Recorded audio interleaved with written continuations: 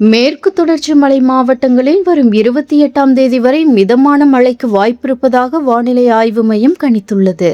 தமிழக கடலோர பகுதிகளில் கீழ்மட்ட வளிமண்டலத்தில் ஒரு பலவீனமான காற்றழுத்த தாழ்வு பாதை நிலவுகிறது. இதன் காரணமாக தமிழகத்தின் ஓரிரு இடங்களிலும் புதுச்சேரி மற்றும் காரைக்கால் பகுதிகளிலும் இன்றும் நாளையும் பலத்த காற்றுடன் மிதமான மழை பெய்யக்கூடும் என்றும் தெரிவித்துள்ளது. மேற்கு தொடர்ச்சி மலை மாவட்டங்களில் வரும் 28ஆம் தேதி வரை பலத்த காற்றுடன் மிதமான மழை பெய்யும் எனவும், ஏனைய தமிழக இடங்களில் லேசானது முதல் மிதமான மழைக்கு வாய்ப்பிருப்பதாகவும் கணித்துள்ளது.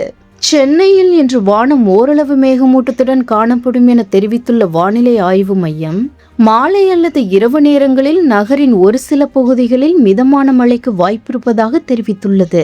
வெயிலை பொறுத்தவரையில் வரும் 26ஆம் தேதி வரை உள் தமிழகத்தில் அதிகபட்ச வெப்பநிலை 3 டிகிரி செல்சியஸ் இயல்பை விட அதிகமாகவும், ஏனைய தமிழகம், புதுச்சேரி மற்றும் காரைக்கால் பகுதிகளில் இயல்பை ஒட்டியும் இருக்கக்கூடும் எனவும் தெரிவித்துள்ளது.